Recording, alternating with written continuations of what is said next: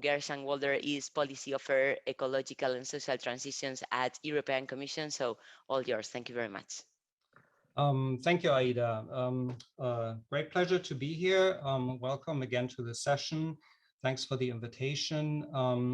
My role here is to set the tone for what's to follow this morning and to tell you a little bit about Horizon Europe as well as Cluster 5 and how it sits actually in the bigger framework of Horizon Europe. So let's get to the Horizon Europe program before I get to Cluster 5. Starting with the vision, that's a useful place to start because it's a rather complex program. Even though we try to simplify it, it's still rather complex. So let's start with the vision. We want to tackle climate change. That's quite prominent. We want to help achieve the UN Sustainable Development Goals, the SDGs. Boosting the EU's competitiveness and growth is very important. Facilitating collaboration and strengthening the impact of what we're trying to do with the program, to support the creation and better diffusion of excellent knowledge and technologies so that the research that we are, and when I say we, I mean the European Union, so you're part of that, it's not just the European Commission, so that the knowledge and the technologies that we support doesn't collect dust somewhere, but that it's actually used. And finally, we want to create jobs. We want to reach out to the full talent pool that we have at the EU in boosting economic growth, competitiveness, and all that. And for that, we want to strengthen the European research area. So that's the vision.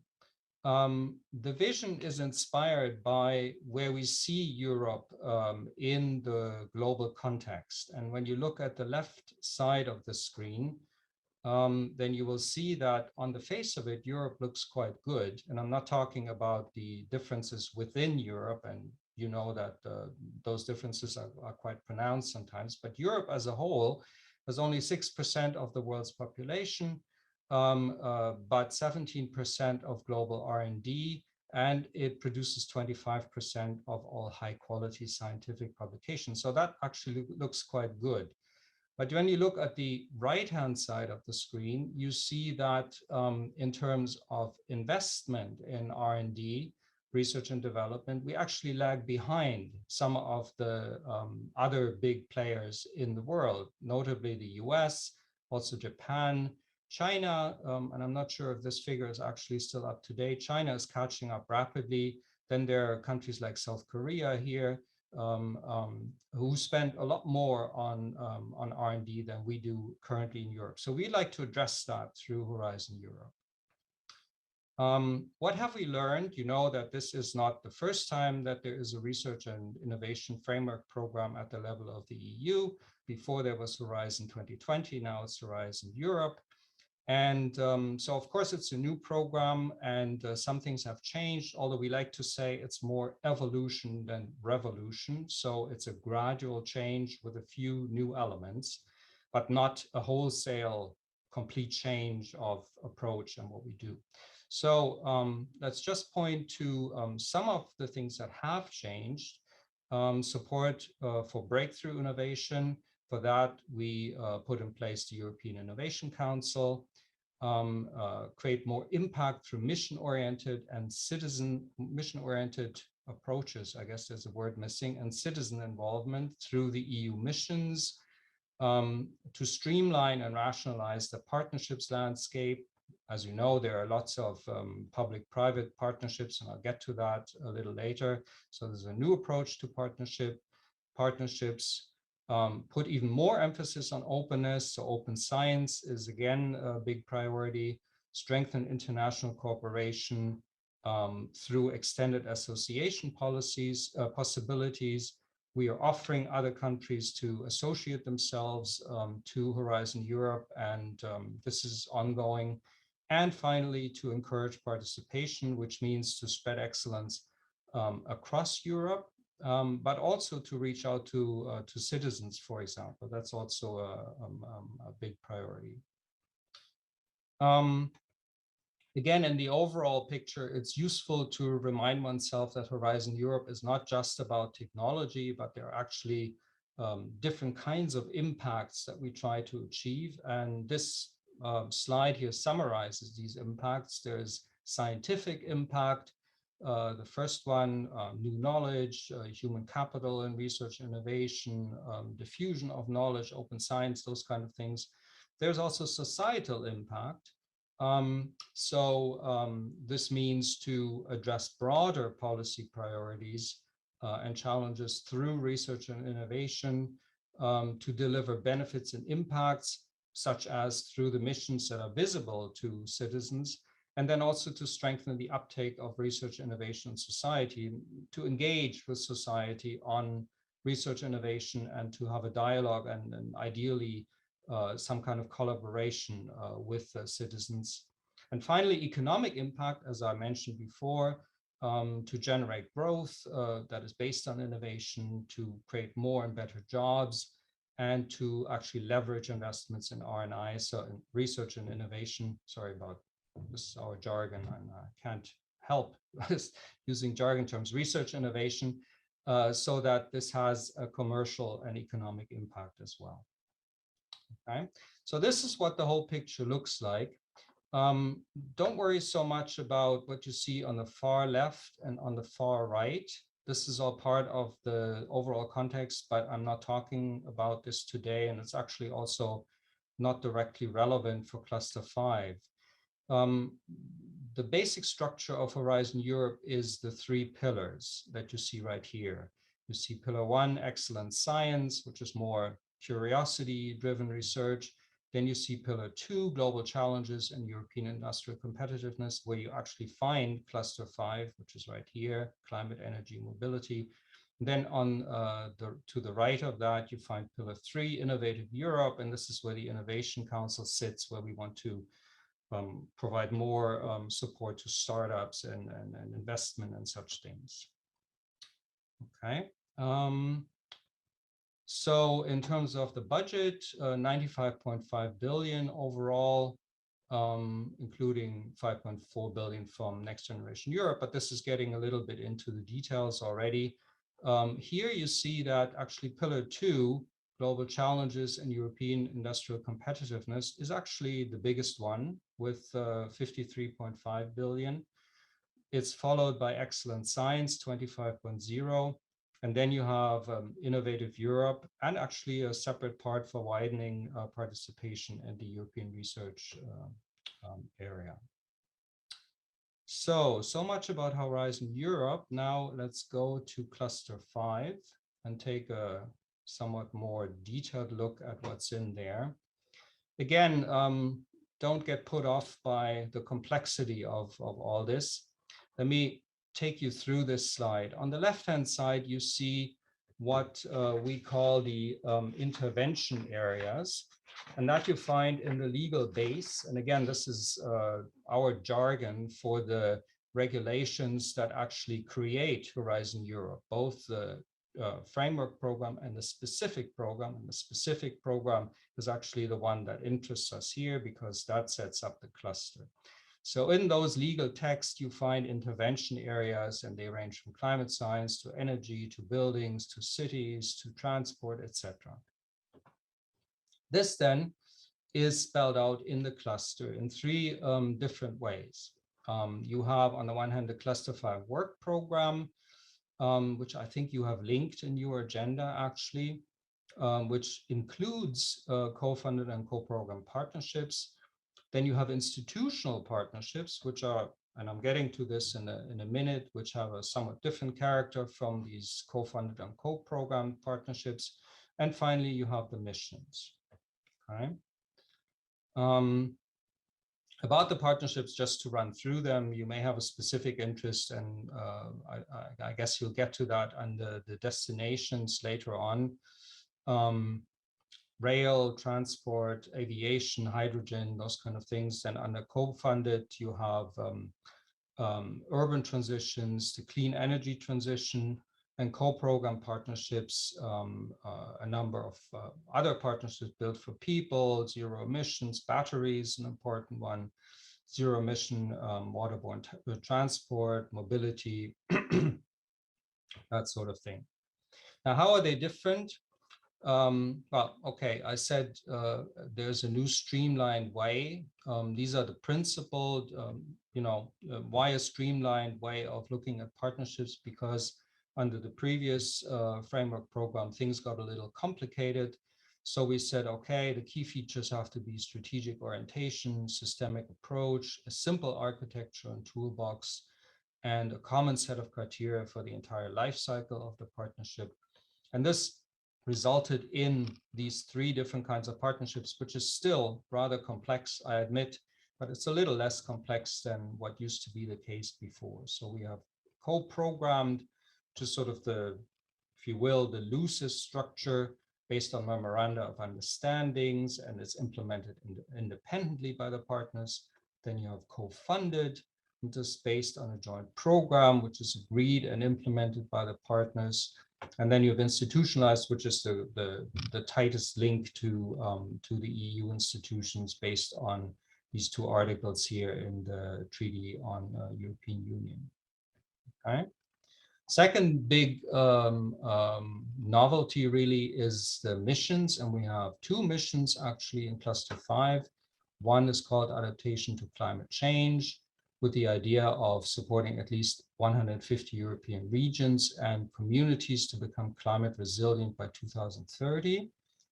And we have the cities mission with the idea of having 100 climate neutral cities by 2030.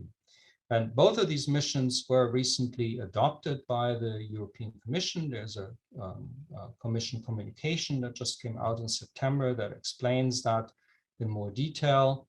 And there are also implementation plans that talk about the nuts and bolts, if you will, so how this will actually be implemented. Okay. Again, I mentioned what missions are and why this different approach is needed. The idea is to have something that responds better to society and citizens' needs, that is visible and has impact in the short to medium term, that is also bold and inspirational. So with this spirit in mind, we set up these 5 missions. And there was, for those of you interested, there were actually 2 reports by British-Italian researcher Mariana Mazzucato that prepare the groundwork, so to speak, for us. And if you want to know more about the spirit of the missions, then you should have a look at these reports. They're actually quite short and quite easy reading, relatively speaking. Good. So Cluster 5, of course, doesn't stand alone. It is meant to have connections to all sorts of other clusters, all of them actually, which you see here, Cluster 1, Health, 2. I'm not going to go through this in detail, but the idea is to look for links and connections whenever that is possible. One of the ideas behind the New Horizon Europe program. And also to look for linkages with EU policy priorities. Now, these come from the priorities of the Commission President, Ms. van der Leyen. So the European Green Deal, that's of course an obvious connection with all the climate focus. Europe fit for the digital age, another key priority, an economy that works for the people, promoting our European way of life, so emphasis on security and health, a stronger Europe in the world, the emphasis again on international collaboration, and a new push for European democracy, foresight, and the future of Europe, where the conference is going on right now. And again, there are some Commission initiatives that are listed here that I'm not going to go through at this point. Okay, so I gave you an idea of what the Horizon Europe program looks like and what it's meant to do. And I also gave you an idea of what the Cluster 5 looks like and what its purpose and approach is. So let's have another look at, deeper look at how this actually is going to work in practice. So what's the program intervention logic? Again, a jargony term, it means, well, what's the nuts and bolts and how is this going to work in practice? Okay. So I talked about the legal base, the regulations that set up Horizon Europe, and it creates the clusters, the intervention areas. This is of course already enforced, that is all done. Now, based on that, there was a process of strategic planning, and this is actually an ongoing process, which will continue for the lifetime of Horizon Europe. And that is meant to basically take those rather general principles in the legal base and to flesh them out in somewhat more detail, linking them to EU policy priorities, and to formulate strategic orientations for research innovation, and also to say something about the impacts. What are we trying to achieve? And then in the third step, this is further spelled out in detail at the level of the clusters into actual calls and topics. Those are the things that actually you can apply for, and where funding is awarded to those who actually win the call, who submit the best proposal. And the work program to do that, the work programs are, or at least the one for cluster 5, is subdivided into destinations, and then further detailed down into calls and topics, and again, with expected outcomes. And this thing, here it says expected adoption. This is a little out of date. The work program has been adopted, and it's actually out and can be consulted on the web. And some of the competitions have actually started. Now, just to, again, this is a lot of text, and you're welcome to look at the strategic plan to see how it's actually done. This is what the plan does. It takes the rather general impacts of an open strategic autonomy for Europe, restoring Europe's ecosystems biodiversity, making Europe the first digitally enabled, circular, climate neutral and sustainable economy, creating a more resilient, inclusive and democratic European society. And then it turns these impacts into something more specific. Now it says transition to a climate neutral, resilient society and economy, and it further spells this out what this means. Transition of the energy and transport sectors, efficient, sustainable use of energy, climate neutral and environmental friendly mobility, again, mobility. So this is what the strategic plan does. And then again, the third step that I mentioned, the work program then spells this out into destinations. And I'm not going to say much about those destinations in detail because I understand this will happen later on today. So this just gives you an overview of basically the structure of the cluster, where you have climate science as destination 1. Then you have in destination 2, you have cross-cutting solutions. And there, for instance, you also have, you'll see here at the bottom, citizen and stakeholder engagement, which ended up there for any number of organizational reasons, but this is actually one of those principles that underpin all of the cluster. So citizen engagement and citizen and stakeholder engagement, should happen throughout the cluster.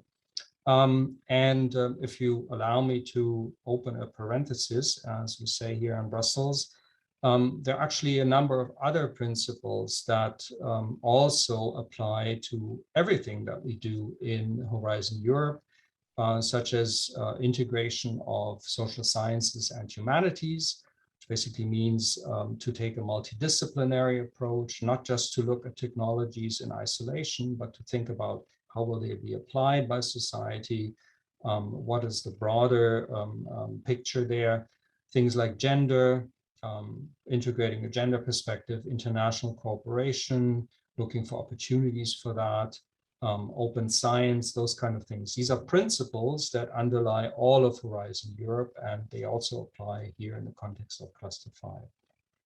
Okay, and with that, I close the parentheses actually. And I move on to some budget figures. Here you see how much money we're actually spending. This figure here is for the current work program. It's not for all of Horizon Europe. For all of Horizon Europe, it's more like 15 billion. Here you see this is the amount for climate science, for cross-sectoral solutions, for energy supply, takes up quite a big share, the biggest actually. Transport and mobility takes the second biggest share in this. Here you have the percentages, the number of topics, and the share of the total as well. And here you have the same thing expressed in graphical terms. Okay. Again, you have a different, somewhat different presentation of the same thing, a little bit more spelled out actually. For instance, here you have in the cross-sectoral solutions how much is going to which area. You see citizen engagement. Unfortunately, this is one of my specialties, is a little smaller than I would like it to be, but that's an ongoing battle. Other things that are, of course, also hugely important take a bigger share: batteries, renewable energy, buildings as such. So you can see a little bit more detailed information there. As to the partnerships, a full 58 out of 186 topics have something to do with European partnerships. So the partnerships are actually a really prominent part of the program. Here again, you have some more information on the partnerships that I mentioned and how much money they will get, but there's more because there are other connections to partnerships from different projects, so the number actually goes up in total.